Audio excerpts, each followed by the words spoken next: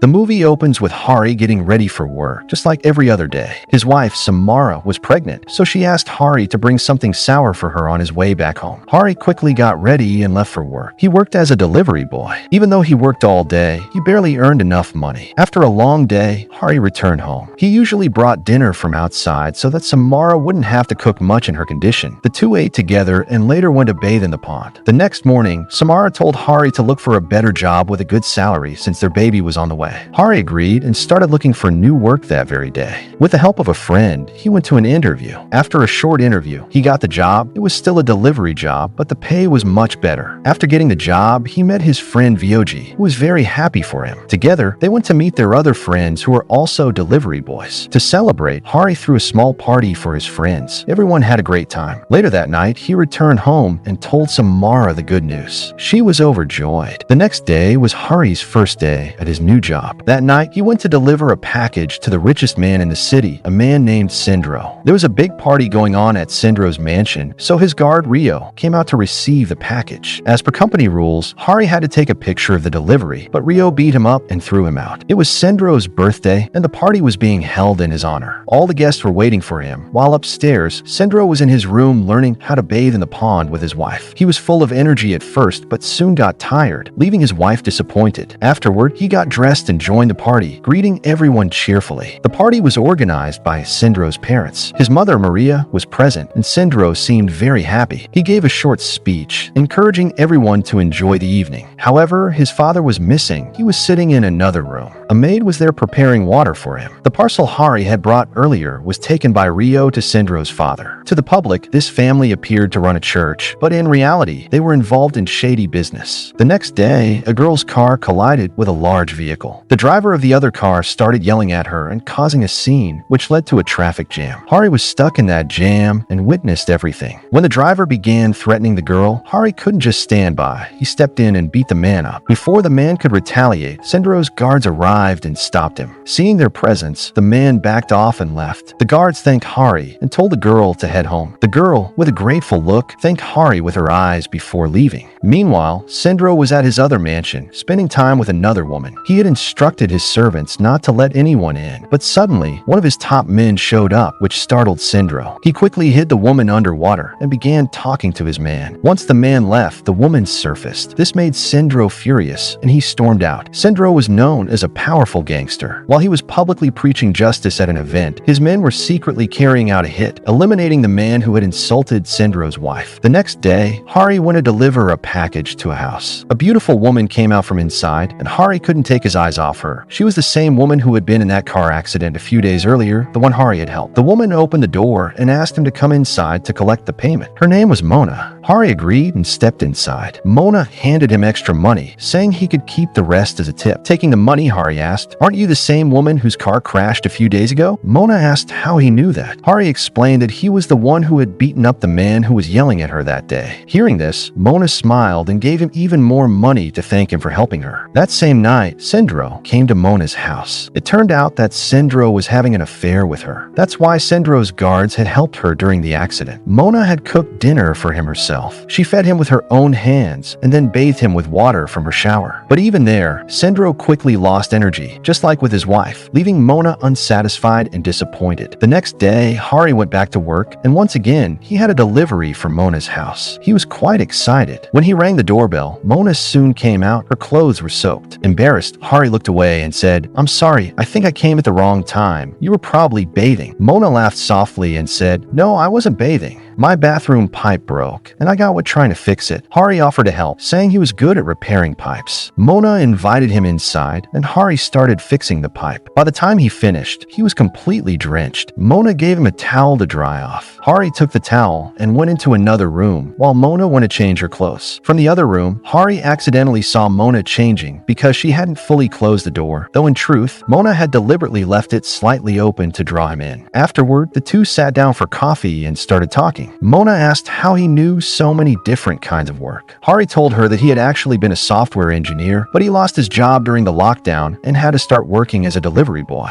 He also told her about his wife Samara, who was expecting a baby. Hari said he wanted to become rich like her so he could give his wife and child a good life. Hearing this, Mona began telling him about herself. She said she used to be a model, and that's how she met Synro. At first, he would call her to pray with him, but one day, he tried to force himself on her. She couldn't refuse. He was so powerful that if she said no, he could destroy her life. Later, he paid her mother and kept Mona with him permanently. He fulfills her material needs, and she fulfills his desires. Talking like this, the two didn't even realize when night had fallen. Hari came out of the house to head home, and Mona walked him to the door. Both of them looked happy. It seemed like they had fallen in love. As Hari was leaving, Synro's guards noticed him walking away. Mona, on the other hand, was terrified. She feared Synro might show up. No one knew that Hari and Mona had spent so much time together. Meanwhile, Synro's father was scolding him because the police had seized his goods, something that happened due to Synro's mistake. Synro was in a foul mood. His father reminded him that in all his years in the business, he had never once been caught, unlike Synro. The next day, Synro called his men to the church under the guise of a meeting and warned them to do their work properly. After the meeting, as he stepped outside, one of his guards came up to him and told him everything about his girlfriend Mona and Hari. Hearing this, Synro was furious. He immediately went to Mona's house and started beating her. His men had been keeping tabs on her and had told him everything about Hari. Mona kept pleading that nothing had happened, but Synro didn't believe her. He beat her so badly that she was left half dead. Seeing her motionless, he thought she was dead and fled in panic. Meanwhile, Hari was texting Mona, but she wasn't replying. He happened to be nearby and saw Synro leaving her house. After Synro drove off, Hari rushed her home. When she didn't open the door, he climbed over the wall and went inside. There he found Mona lying on the floor, badly injured. Hari quickly tried to help her. At the same time, Synro went to his father and confessed, "In anger, I killed Mona." Hearing this, his father was furious, scolding him for making one mistake after another. Synro broke down crying, begging for forgiveness and asking what he should do now. His father eventually forgave him, realizing that Synro truly regretted what he had done. The next morning, when Mona opened her eyes, she saw Hari sitting in a corner. He had stayed by her side all night, waiting for her to wake up. He came to her and said, "You were unconscious since last night. I brought you here. I won't let anyone hurt you again." But Mona stopped him. She said, "You need to stay away from this matter. If Synro finds out, he'll kill you too. Please, just stay away." But Hari couldn't stay away anymore. He asked her why she kept tolerating Synro's abuse. Mona explained, "Because of my poverty, Synro took advantage of us. I don't love him. He's not a good man. I just can't escape him because he's too powerful." She told Hari she wanted to run away somewhere far, where Synro could never find her. Crying, she told him everything, and Hari's sympathy for her grew even stronger. But Mona knew she could never truly escape Synro. "If this keeps going," she said, "I'll end my life." Hearing this, Hari was heartbroken and promised to help her. After that, the two grew even closer. They went together to the pond and took a dip, finding comfort in each other. Meanwhile, on the other side, Synro's wife was on her way to her room when she ran into Synro's guard, a man who had secretly been in love with her. In fact, they had been having an affair behind Synro's back. Whenever they found the chance, they would meet in secret. That day, just as they were together, the guard received an urgent phone call and left, leaving Synro's wife unsatisfied. She decided to go to Synro's room instead. But when she entered, she screamed in horror. Synro was lying dead. Overcome with guilt for taking Mona's life, Synro had ended his own. The next day, Synro's funeral was taking place. Everyone had gathered at his house. His father was heartbroken. He had warned and advised his son countless times, but now Synro was gone forever. Everyone was mourning deeply. Synro's father wanted to know who was behind all of this. Just then, his guard came in and told him that the people responsible were a woman named Mona and a man named Hari. Enraged, Synro's father ordered his men to kidnap Mona. Meanwhile, Hari had gone out for work as usual. He was delivering a parcel when a stranger approached him and offered him a large sum of money to deliver another package. Hari agreed and took the parcel, but soon after, he received a phone call warning him, "If you accept any parcel today, you'll be in serious trouble." Hari had already taken it, unknowingly inviting danger upon himself. Instead of delivering the package, Hari went straight to Mona and took her with him out of the city. Both of them felt relieved, thinking their troubles were finally over. Feeling safe, they decided to stop and rest for a while. Mona had begun to like Hari, and Hari too had developed feelings for her. They laughed, played around, and continued their journey. After a while, they stopped at a gas station to fill up the tank and then headed to a small restaurant because they were hungry. Sitting together, they ate a full meal and enjoyed the moment. Just as Hari was paying the bill, Mona suddenly sensed danger and told him they needed to leave immediately. The two quickly got back on the road. Back in the city, Synro's guard arrived at Mona's house but found it empty. He called Synro's father and informed him that Mona had escaped. Furious, Synro's father ordered his men to find her as quickly as possible. Meanwhile, Mona and Hari had reached a forest after driving for hours. Believing they were finally safe, they decided to stop near a lake. They took a dip in the water and spent some peaceful, happy moments together. Hari promised Mona that he would never leave her side for the rest of his life. Just then, Mona received a call from her mother's number, but the voice on the other end was Synro's father. He had kidnapped Mona's mother. In exchange for her release, he demanded that Mona surrender Hari to him. Mona was terrified. Before Mona could explain everything to Hari, he suddenly attacked her and knocked her unconscious. When Mona regained consciousness sometime later, she was shocked to see Synro's mother, Maria, standing in front of her, with Hari by her side. Seeing Hari with Maria left her speechless. Maria then revealed the truth. Hari worked for her. She was the one who had given him the job in the first place. In reality, Hari was Synro's half-brother. Maria had promised Hari that if he helped her by killing Synro's father and Mona, she would give him a share of the family property. That's why Hari had agreed to help her. It turned out that Hari had intentionally gotten close to Mona. All this time, he had only been pretending to love her to manipulate her for Maria's plan. After learning the truth, Mona was completely devastated. She had truly fallen in love with Hari. Maria then revealed the real reason she wanted her husband dead. Synro hadn't taken his own life. It was his father who had killed him and hung his body to make it look like suicide. Mona, heartbroken and desperate, said she wanted to talk to her mother one last time. Hari agreed and handed her the phone so she could call her. But instead of calling her mother, Mona secretly sent a video of herself and Hari together to Hari's wife Samara. When Hari realized what she had done, he became furious and shot Mona dead. Maria was shocked to see this. Meanwhile, Samara received the video and was shattered. She realized she had made a huge mistake by trusting Hari. Back at Synro's father's mansion, he had also killed Mona's mother and then called Maria to tell her the path is clear. Just then, Maria arrived with Hari. Seeing Hari, Synro's father flew into a rage. Hari had come there to take revenge on his father, a plan Maria had been fueling all along. When Hari heard his stepfather admit to everything, he pulled out his gun and shot down all of his father's guards one by one. Maria's plan had worked perfectly. After killing the guards, Hari turned the gun on his father and shot him dead too. But Hari didn't realize that Maria had been manipulating him from the very beginning. In the end, Maria turned her gun toward Hari, but before she could pull the trigger, Hari pointed his gun at her as well. Both fired at the same time, killing each other. Meanwhile, Samara, after watching the video, was completely broken and couldn't stop crying. In the final moments of the story, she decided to leave the city forever. Just as she was about to leave, someone knocked on her door. It was a delivery man bringing one last parcel from Hari. Samara took the parcel and quietly left the city behind. And with that, the story comes to an end. Thank you so much for watching.